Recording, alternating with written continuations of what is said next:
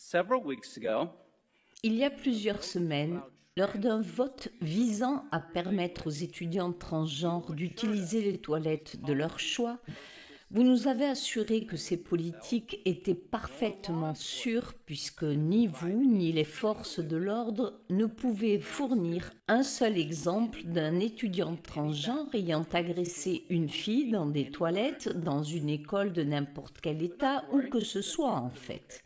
Mais ne vous inquiétez pas, puisque vous n'avez pas pu les localiser, j'ai pris la peine de consulter le comté de Loudoun en Virginie, où l'année dernière, conformément à la politique du district, un élève transgenre a été autorisé à entrer dans les toilettes des femmes où il a agressé une fille. Pour étouffer l'affaire, ils l'ont transféré dans une autre école où il a récidivé. Regardez, Irvine, en Californie, le mois dernier, où un élève transgenre est entré dans les vestiaires des femmes, s'est exhibé devant les filles qui s'y trouvaient. Lorsqu'elles se sont opposées à lui, il les a battues sans pitié. Cela s'est produit à Oklahoma City. Cela s'est produit à nouveau dans l'Ohio, où un homme transgenre a été autorisé à utiliser les vestiaires où il avait été arrêté pour s'être exhibé devant des fillettes. Le juge a abandonné les poursuites après avoir estimé que cet homme était trop gros pour qu'elle puisse voir quoi que ce soit.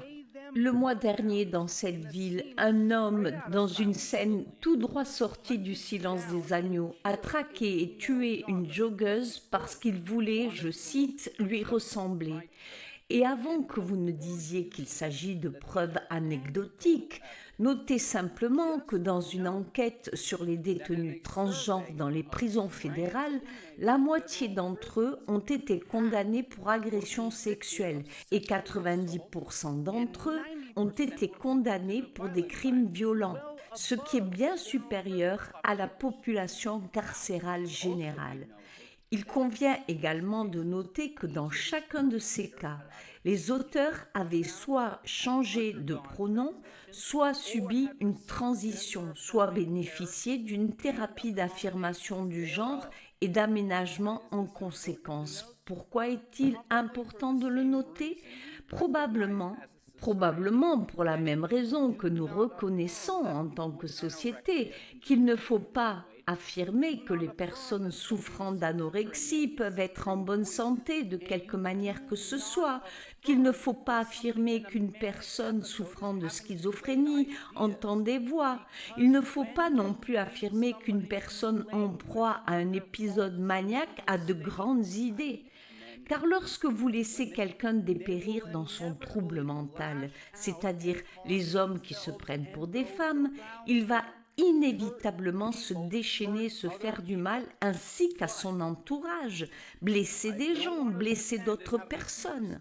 Mais je ne veux pas prétendre et avoir l'orgueil de penser que c'est moi qui vais vous faire changer d'avis. Je suis heureux de partager tous ces exemples avec vous, mais vous quitterez probablement cette salle ce soir en croyant que les hommes peuvent devenir des femmes, en affirmant que les soins sont efficaces et que vous avez fait le bon choix. Mais vous ne pourrez plus regarder vos électeurs dans les yeux et dire honnêtement que vous n'êtes pas conscient des agressions qui se produisent inévitablement lorsque nous déclarons aux femmes qu'elles n'ont pas le droit à leur intimité. Je vous remercie de votre attention.